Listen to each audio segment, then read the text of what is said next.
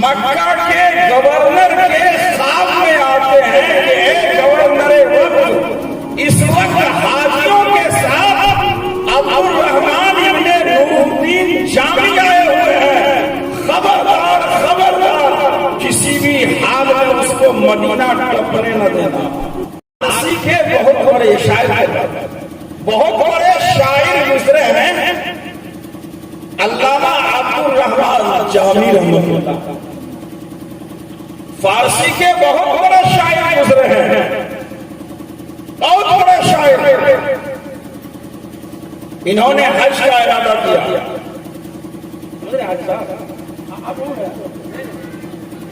ہم جگہ جگہ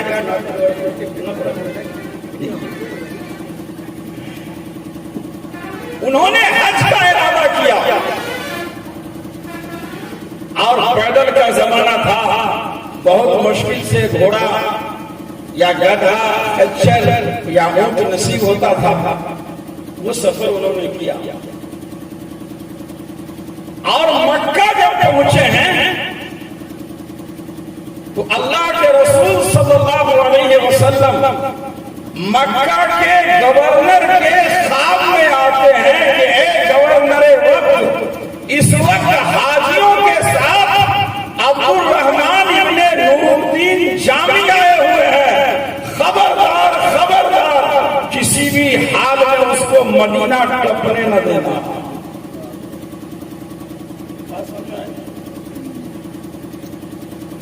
اب اندازہ کیجیے، ہوشیار رہنا اور قافلے پہ کڑی نظر رکھنا کہ عبدالرحمن جامی مدینہ میں قدم نہیں رکھ پائے۔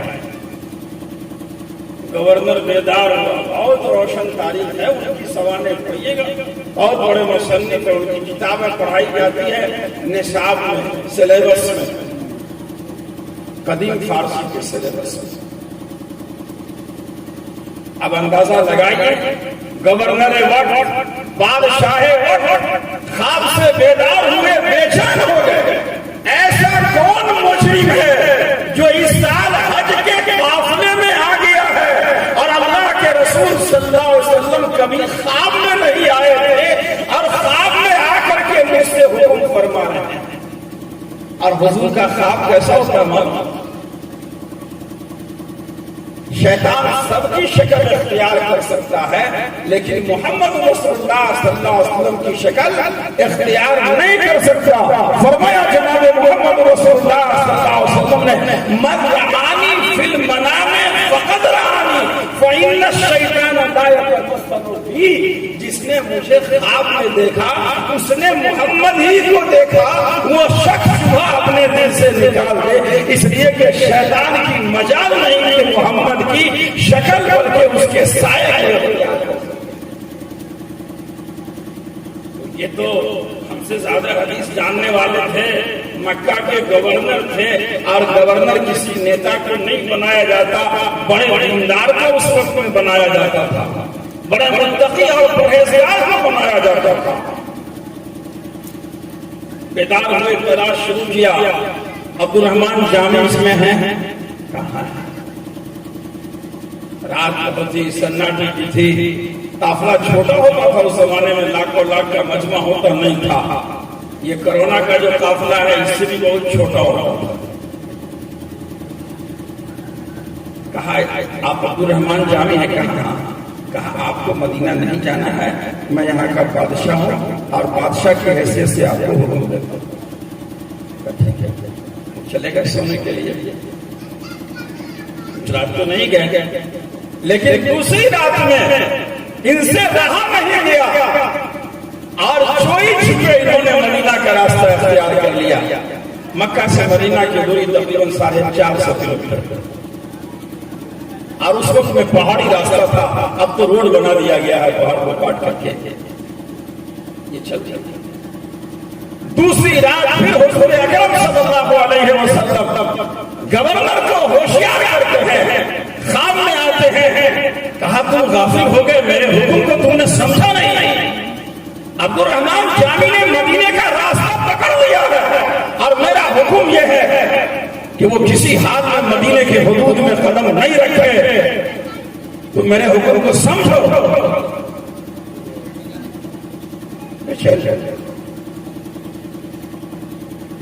بادشاہ وہاں جو کہہ دیا آج بھی وہی حکم ہوتا ہے, وہی قانون ہوتا ہے, اور اس وقت کو اس سے بھی زیادہ سخت قانون تھا.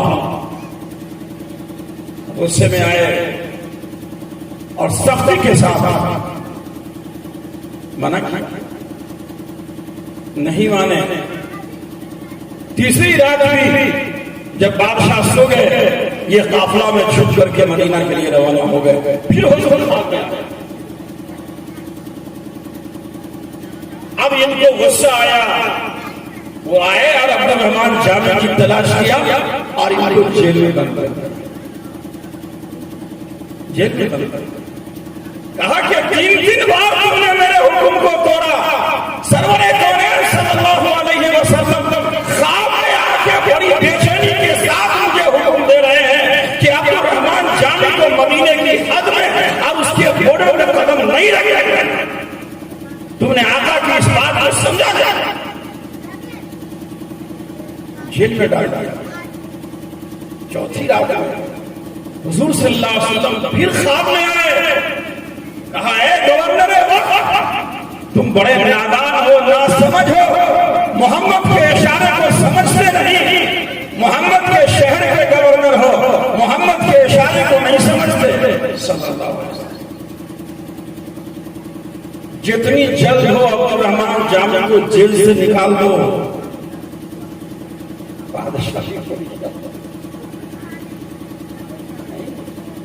بادشاہ بھی پریشان ہے. شاعر صاحب سے تو کچھ علم میں اضافہ ہوا. اب اور بے چین ہوا, اور بے چین ہوا, روتے ہوئے سجدے میں گر گیا. اتنا رویا, اتنا رویا, اتنا رویا کہ سجدے میں نیند آ گئی. اے اللہ کے رسول صلی اللہ علیہ وسلم میں کروں تو کیا کرتا. اس نے 3 بار بادشاہ کے حکم کو توڑا اور آپ کے شہر میں 1 بار حکم توڑنے کے بعد اسے قید ہو جاتی. میں نے اس کا خیال کیا, اس کی رعایت کی, اور 3 بار جب اس نے حکم توڑا اور آپ کے خواب کے حکم کو نہیں سمجھا تو میں نے اس کو جیل میں ڈالا ہے. اب میں کیا کروں, کون سی سزا دوں, سزا بھی تو بتائیے. روتے روتے روتے سمجھ میں نہیں آ رہا ہے کیا کروں.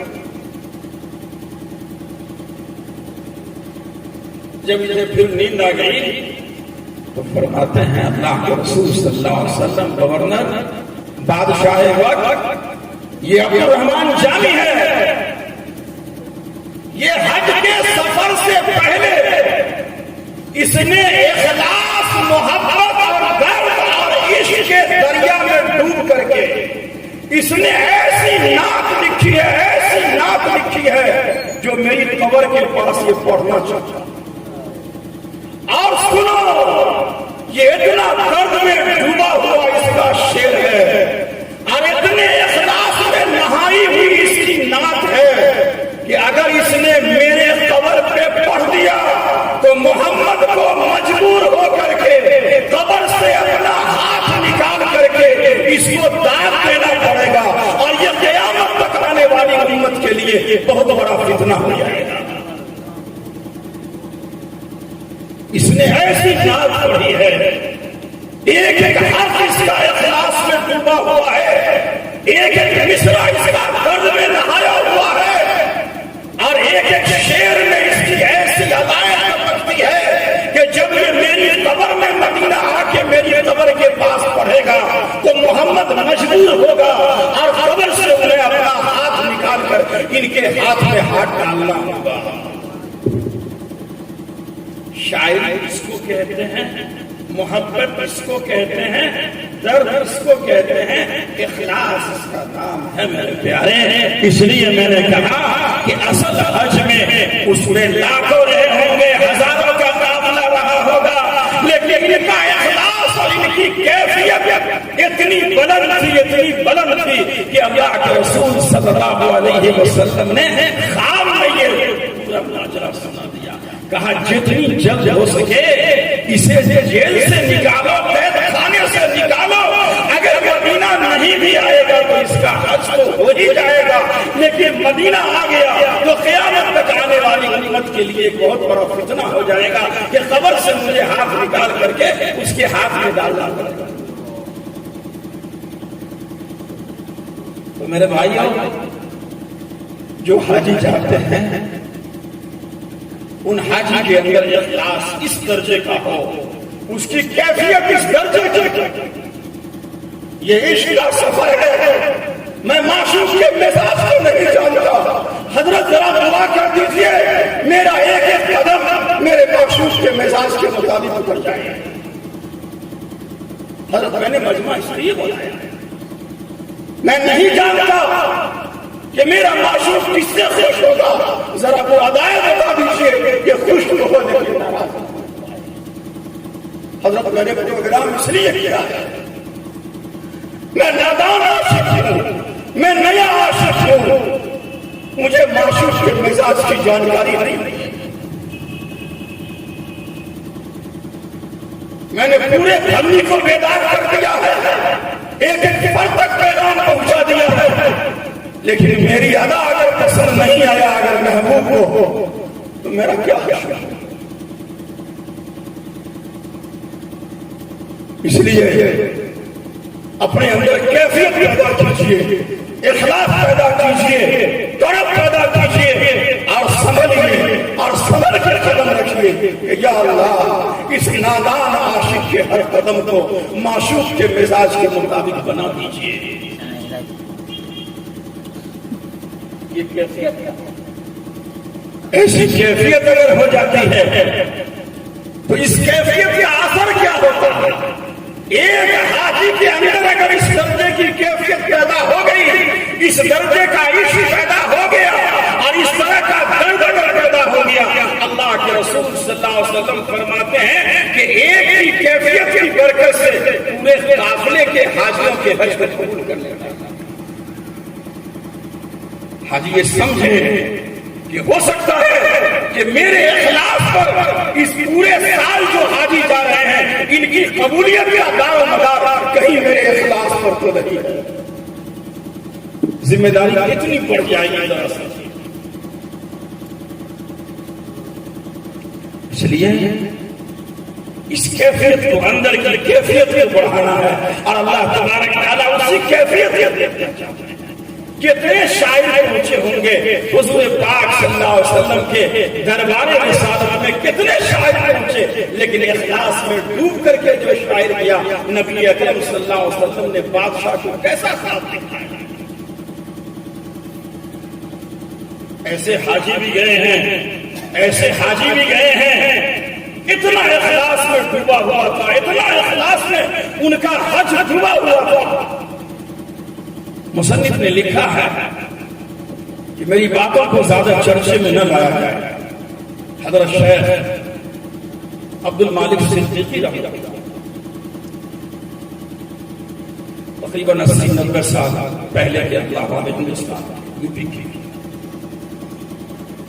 لکھا ہے کہ 20 مرتبہ میں نے حج کیا اور میرا حج اخلاص اور درد میں اتنا ڈوبا ہوا تھا کہ جب بھی میں روضہ رسول پر جاتا تھا اور سلام کرتا تھا، حضور اکرم صلی اللہ علیہ وسلم کی آواز جواب کی میں اپنے کانوں سے سنتا اور 19 مرتبہ تو ایسا ہوا کہ حضرت ابوبکر صدیق رضی اللہ تعالیٰ عنہ کی اولاد میں سے تھے، ان کی قبر سے آواز آئی وعلیکم السلام یا ابنی، اے میرے بیٹے۔ 19 مرتبہ اور 20ویں مرتبہ جب میں حج میں گیا اور یہ آواز یا ابنی نہیں آئی تو میں سمجھ گیا، مجھے کشف ہو گیا کہ میرا آخری حج ہے، اب اس کے بعد میرا انتقال ہو گیا اور مجھے حج نصیب نہیں ہوا۔ یہ کل کی بات، میں اس کیفیت کو بیدار کرنے آیا ہوں، اس اخلاص کو سجانے کے لیے آیا ہوں، اس درد کو بڑھانے کے لیے آیا ہوں۔ اوروں کو توفیق ملے کہ نہیں ملے، اگر آپ کے اندر اللہ نے یہ کیفیت دے دیا تو جن حاجیوں کو توفیق ملی ہے اللہ تعالیٰ ان کی حج کو اس کیفیت سے بھی قبول کر لیتا ہے۔ میرے بھائیوں، حاجی کا اتنا اونچا مقام، اتنا اونچا مقام. اور سر مقررین سے آپ سنتے ہوں گے، میں وہ نہیں بتا رہا کہ حاجی اس طرح گناہ سے پاک ہو گیا، ایسا ہو گیا، ویسا وہ نہیں بتا رہا. میں یہ بتا رہا کہ ابراہیم علیہ السلام کو حکم ہوا حج کا اعلان کر دو. وَأَذِّن فِي النَّاسِ بِالْحَجِّ، اعلان کر دیجیے. اور اعلان جب آپ کیجیے گا تو جن حاجی کے کان میں آپ کی مبارک آواز پہنچے گی وہ حاجی آئیں گے. لیکن ان کا اتنا مقام ہے، اتنا مقام ہے حج کا، خود حضرت ابراہیم علیہ السلام کا اتنا اونچا مقام ہے کہ ڈائریکٹ ان کی نسل سے اللہ تبارک تعالیٰ نے 4000 نبیوں کو پیدا فرمایا. اور ان کے خاندان میں ایک روایت کے مطابق 40,000 نبی اور ایک روایت کے مطابق 70,000 نبیوں کو اللہ تبارک تعالیٰ نے ان کی نسل اور خاندان میں بھیجا. اور وہ خود اللہ کے خلیل ہیں. فرشتوں نے پیروی کیا تھا، اے اللہ یہ تو ایسا بندہ ہے، آپ کا ایسا عاشق ہے، آپ کا ایسا دیوانہ ہے کہ ان کو اپنا دوست بنا لیجیے. فاتخذ اللہ ابراہیم خلیلا. فرشتوں کی پیروی ہو رہی ہے، اللہ نے ان کے دوستی کا اعلان فرمایا. اتنا اونچا مقام.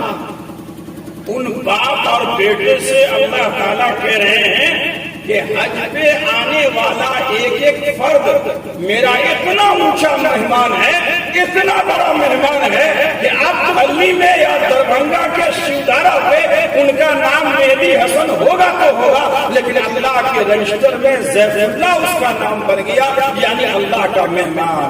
اور حاجی جاتے ہیں تو وہاں کے لوگ زیف اللہ کے لیے پکارتے ہیں.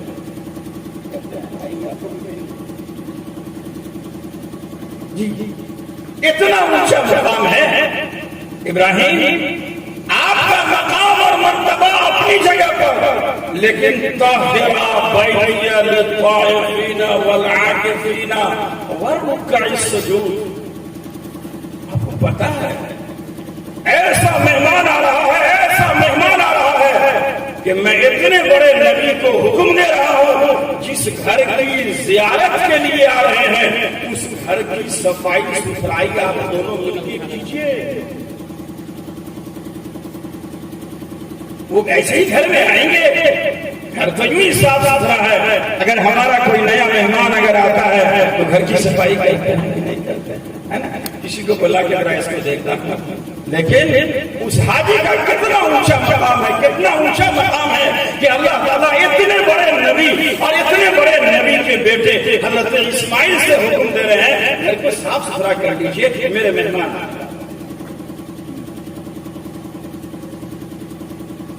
داخل ہونے والے کی کیا ذمہ داری ہے؟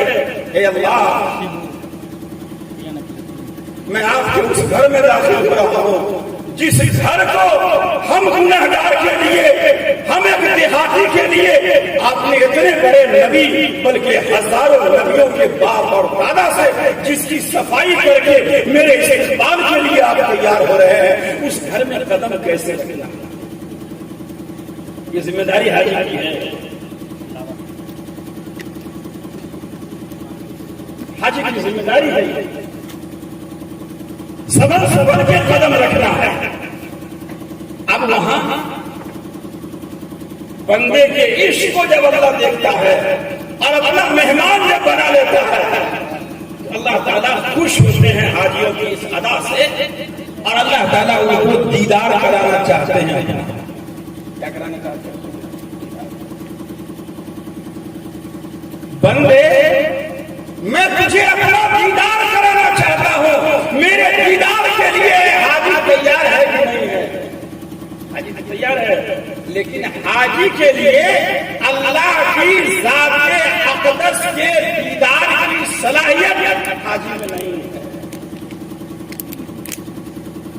اتنے بڑے جلالی نبی حضرت موسیٰ علیہ السلام میں اللہ کے دیدار کی صلاحیت جب نہیں تھی، انہوں نے شوق ظاہر کیا اے اللہ میں آپ کو دیکھنا چاہتا ہوں. موسیٰ تمہارا مقام مرتبہ تمہاری طاقت کہ ایک ہی تھپڑ میں بنی اسرائیل کا مجرم ختم ہو جائے یہ اپنی جگہ، لیکن میری جو شان اور میرا جو مرتبہ ہے، میری شان کے مطابق تو میرا دیدار نہیں کر سکتے۔ بہت ضد کیا، اصرار کیا، نبی اللہ کا بڑا دلارا بندہ ہوتا تو اللہ نے کہا کہ موسیٰ ڈائریکٹ مجھ کو تو نہیں دیکھ سکتے، لیکن یہ جو تم پہاڑ ہے نا اس کے دائیں طرف میں اپنا ایک جلوہ صرف ڈالتا ہوں، اگر وہ اپنی جگہ پہ رہا تب تو تم مجھے دیکھ لو گے، فَإِنِ اسْتَقَرَّ مَكَانَهُ تم دیکھ لو گے، اور وہ اپنی جگہ سلامت نہیں رہا تو تمہارا اس کو دیکھنا بھی تمہارے لیے ممکن نہیں ہے۔ یہ مشہور واقعہ ہے، موسیٰ علیہ السلام بے ہوش ہو کر کے گر گئے، فَخَرَّ مُوسیٰ صَعِقًا۔ مجھے یہ نہیں بتانا، مجھے بتانا یہ ہے کہ میرے کمزور بندے یہ عشق میں تم بول رہے ہو، میرا جو مقام ہے اور میری جو طاقت اور میری جو قدرت ہے اس کا دیدار تمہارے بس میں نہیں ہے، لیکن دیدار کرانا چاہتا ہوں۔ جب میرے مہمان بن گئے ہو تو مہمان میزبان کا دیدار نہ کرے، یہ اس کی ضیافت مکمل نہیں ہو پائے گی۔ جس نے ہم کو دعوت دیا ہے، ہزار قسم کی نعمتیں کھلا دے، اور دعوت دینے والے سے اگر ملاقات نہیں ہو، اگر ان کا دیدار نہیں ہو تو ضیافت ادھوری رہے گی، اور اللہ کی ضیافت ادھوری رہ سکتی ہے؟ نہیں رہ سکتی۔ کہا بندو میں نے تمہارے دیکھنے کے لیے اور اپنی شان کے دیدار کے لیے میں نے کچھ راستہ تمہارے لیے نکال دیا ہے، یہ میرے رحم اور کرم کا معاملہ ہے، اور تمہارے ساتھ مہربانی کا یہ ہے کہ دنیا کے اندر میں نے اپنا ایک خاص گھر بنایا ہے، اس کا نام کعبۃ اللہ۔ اگر اس میں تم آؤ گے اور اس گھر کا اگر تم دیدار اگر کر لو گے تو یہ سمجھ لینا کہ اس گھر کا دیدار نہیں بلکہ یہ گھر والے کا دیدار ہے۔ خواہش تمہاری ہوگی کہ میں جس کا مہمان ہوں اور جس کے گھر میں آیا ہوں ذرا اس کو بوسہ دیتے، ذرا اس کو چھوتے۔ میرے بندو، یہ ابو داؤد شریف کی حدیث ہے، میرے بندے میں نے اپنے اس گھر میں خاص قسم کا جنتی پتھر رکھا ہے، خاص قسم کا جنتی پتھر رکھا ہے۔ اگر اس پتھر کو اگر اس درد کے ساتھ اور اس کیفیت کے ساتھ اور اس محبت کے ساتھ اور میری شان اور میرے مقام کو سمجھتے ہوئے اگر تم نے بوسہ دے دیا، تم سمجھ لینا کہ اس گھر کے مالک کا تم نے بوسہ دے دیا۔ اب یہ زندگی میں ایک بار تجھے نصیب ہو رہا ہے، ایک بار نصیب ہو رہا ہے، اور پوری زندگی میں یہ پہلی ملاقات ہے۔ نبی پاک صلی اللہ علیہ وسلم نے فرمایا دیر سے اگر ملاقات ہو تو سلام اور مسافری پہ ایک دفعہ نہیں ہونا چاہیے بلکہ گلے بھی ملنا چاہیے، ان سے لپٹنا بھی چاہیے تاکہ محبت کا اظہار اچھی طرح سے ہو سکے۔ میرے بندے، میرے مہمان، اگر تم کو مجھ سے معانقہ کرنا ہے، اگر مجھ سے ملنا ہے، اگر مجھ سے چمٹنا ہے تو حجر اسود سے لے کر کے یہ بیت اللہ کے دروازے تک جو پوری دیوار ہے میں نے اس کا نام منتظم رکھا ہے، اور اس میں ہر حاجی موقع کے اعتبار سے چمٹتا ہے۔ اس میں اگر تم چمٹ گئے اور اس سے لپٹ گئے، یہ سمجھ لینا منتظر کے مالک سے اور اس گھر کے مالک سے تم لپٹ گئے اور اس سے گلے مل گئے۔ میرے بھائیوں، بتانا یہ ہے کہ اگر حجر اسود کا بوسہ اس طرح دیا جائے اور منتظم کو اگر اس طرح سے اس میں چمٹا جائے کہ یہ منتظم نہیں ہے دیوار، تیری کیا حیثیت ہے؟ حضرت عمر رضی اللہ عنہ نے کہا تھا اے حجر اسود تمہاری کیا حیثیت ہے؟ میں نے تو اپنے نبی کو دیکھا، یہ تو اللہ کا حکم ہے، میں تو جانتا ہوں کہ اے منتظم تیری کیا حیثیت ہے؟ میں تجھ سے نہیں لپٹ رہا، مجھے اللہ نے جو راستہ بتایا ہے اپنے سے لپٹنے کے، اے منتظم تم سے نہیں بلکہ میں تجھے بنانے والے سے میں لپٹ رہا ہوں۔ وہ لپٹنے کی کیفیت کتنی بڑھ جائے گی ذرا اس کا اندازہ لگائیں۔ طبیعت نہیں چاہے گی۔ میرے بھائیوں، یہ حج کی کیفیت حاجی کا اتنا ہی مقام نہیں ہے، دھیرے دھیرے ان کے شوق کو، ان کی کیفیت کو، ان کے ارادے کو، ان کے اخلاص کو بڑھانے کی فکر کرتا ہے۔ اللہ میری باتوں میں اثر کرتا ہے۔ اور حاجی کا جو مقام ہوتا ہے، جو مرتبہ ہوتا ہے، وہ کیسا ہوتا ہے؟ آپ نے ایک بات بہت سنی ہوگی، ہماری ماں اور بہن نے بھی بہت سنی ہوگی۔ وہ بات یہ ہے کہ موسیٰ علیہ السلام کی ملاقات حضور اکرم صلی اللہ علیہ وسلم سے معراج کے موقع سے۔ محدثین لکھتے ہیں کہ موسیٰ علیہ السلام حضور اکرم صلی اللہ علیہ وسلم کے انتظار میں بیٹھے ہوئے تھے۔ اس میں بیٹھے تھے، انتظار میں بیٹھے ہوئے تھے۔ وہ 50 وقت کی نماز فرض ہوئی اور ایسے ہوا ویسے ہوا، وہ تفصیلات میں بہت معلوم ہے، وہ تفصیل سنا کر کے ٹائم پاس کرنا نہیں چاہتا، میں بتانا یہ چاہتا ہوں۔ موسیٰ علیہ السلام خود فرمائے، حضور میں آپ کے انتظار میں بیٹھا تھا۔ یہ تو اتفاقی بات ہے، نماز والی بات آ گئی، لیکن میں آپ کے دیدار کے انتظار میں بیٹھا تھا۔ کیوں؟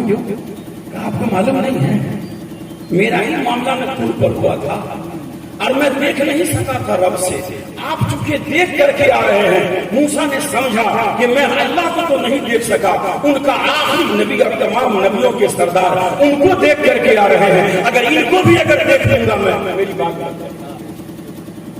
میں اس انتظار میں بیٹھا، میں یوں ہی نہیں بیٹھا۔ تو جو اللہ کو دیکھ کر کے جو حاجی آئے، اسی لیے محدثین لکھتے ہیں حاجی اگر حج سے اگر آئے اور 4 مہینہ 40 دن تو آپ نے سنا ہوگا، 4 مہینہ تک اگر اس نے کوئی کبیرہ گناہ نہیں کیا، اللہ تبارک تعالیٰ اس کی زبان سے نکلی ہوئی ایک ایک دعا کو قبول کرتا ہے۔ اور فرمایا کہ جب تک وہ اپنے گھر کے لوگوں سے ملاقات نہیں کیے ہیں، اپنے گھر میں داخل نہیں ہوئے ہیں، اس سے پہلے جن خوش نصیب لوگوں نے اپنے حق میں جو دعا اس حاجی سے کرا لیا، اللہ تبارک تعالیٰ اس دعا کو اسی وقت قبول کر لیا۔ اللہ نے اتنا اونچا مقام حضرت موسیٰ، میں نبی ہو کر کے اللہ کا اتنا پیارا نبی ہو کر کے مجھے دیدار نصیب نہیں ہو سکا، تو جن کو دیدار ہوا کم سے کم انہی کی شکل کو میں دیکھ لوں تو میرے لیے خوش نصیبی ہو جائے گی۔ میرے بھائیوں، نبی کے اندر یہ شوق ہے، نبی کا یہ جذبہ ہے کہ نبی دیدار کے لیے دوسرے نبی کو دیکھنا چاہتے ہیں کہ آپ دیدار کر کے آئے ہیں، آپ کو اگر دیکھ لوں گا تو مجھے یہ سعادت مل جائے گی۔ حاجی بیت اللہ کو دیکھ کر کے آ رہے ہیں، اور بیت اللہ کو نہیں بلکہ میں نے یہ حدیث کی پوری تشریح آپ کو سنائی، بیت اللہ کے بنانے والے کو دیکھ کر کے آ رہے ہیں۔ نہیں کچھ تو صحیح، پتہ نہیں زندگی میں موقع ملے کہ نہیں ملے، اس حاجی کو ذرا دیکھ لیتا ہوں جو رب کا دیدار کر کے۔ یہ ہماری کیفیت ہونی چاہیے، حاجیوں کے ساتھ ہماری یہ محبت ہونی چاہیے، ہونی چاہیے نا بھائی۔ انشاءاللہ اسی طریقے سے استقبال کریں گے، ہاتھ اٹھائیے، پورا مجمع انشاءاللہ اسی طریقے سے ان کا استقبال کریں گے۔ اے اللہ، میں حاجی کا استقبال نہیں کر رہا ہوں، بلکہ جو حدیث اس موقع سے میں نے سنی تھی اور آپ کا جو وعدہ علماء نے دہرایا تھا، اس وعدے کی سچائی کے لیے میں اپنے گھر سے نکل گیا ہوں، اپنے بستی سے نکل کر کے اس حاجی کا استقبال کر رہا ہوں، اس حاجی کا دیدار کر رہا ہوں۔ جو آیت میں نے پڑھی ہے اس کا دھیان ٹائم کے اعتبار سے رکھنا بہت ضروری ہے۔